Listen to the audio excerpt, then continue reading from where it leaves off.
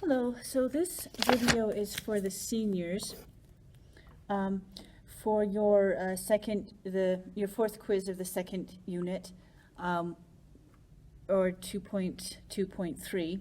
This is about Joseph Stalin. He was the leader of the Soviet Union from the 1920s until 1953, when he died.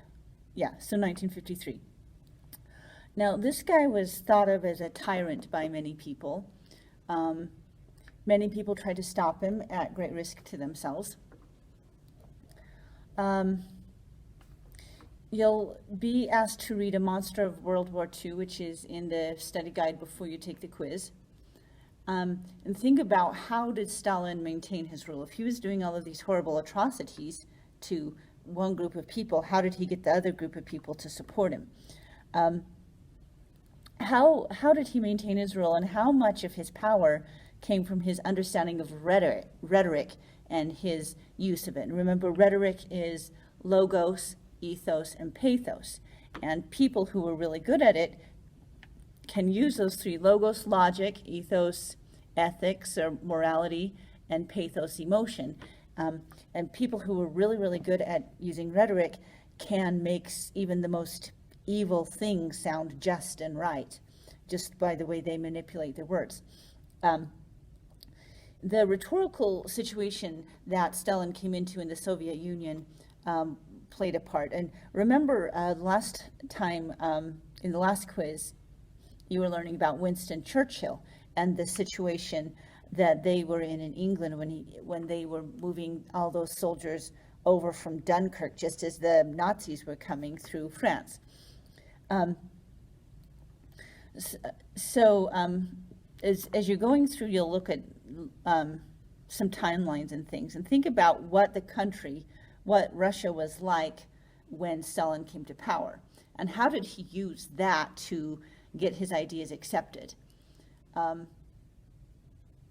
So in 1924, Stalin succeeded Lenin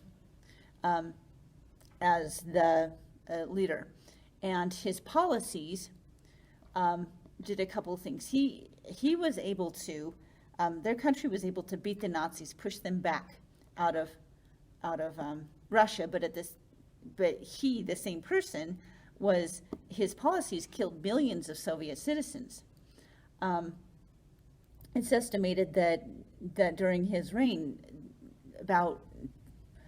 around 20 million people died because of Stalin. He committed what was called the Great Purge when he first came to power, killing many he saw as a threat, people that he thought would challenge his power, including just some people who were just smarter than him, some intellectuals that he felt threatened by. And many people were sent to the gulags, or the prison work camps, slave labor camps. He took control of farms with a policy called collectivization, where he took farms away from private owners, and the governments took them over. And he starved or executed millions of peasants to do that. And then he used propaganda, including really skillful rhetoric, to convince the rest of the people that he was this great guy that was saving their country. And the media depicted him as this great guy. He used audience appeals, which is a type of rhetoric, in a way to reach a particular audience. And as you're reading things by him, or about him, look for some different literary devices. Look for metaphors and similes. You remember what those are. Metaphors and similes are where you're comparing two things, like the sun was like a gold coin. That's a simile because you use like or as, and metaphor is the same thing, but you don't use like or as. The sun was a gold coin when it's not really. So that's a metaphor. I also look for hyperbole. I think I've taught you about hyperbole before, but just in case, hyperbole is extreme exaggeration. Like, my grandma is 1,000,000 years old. That's hyperbole. She's not really 1,000,000 years old, but I'm saying that to get across the idea that she's really old. Also paradox. A paradox is a situation that seems to contradict itself at first glance.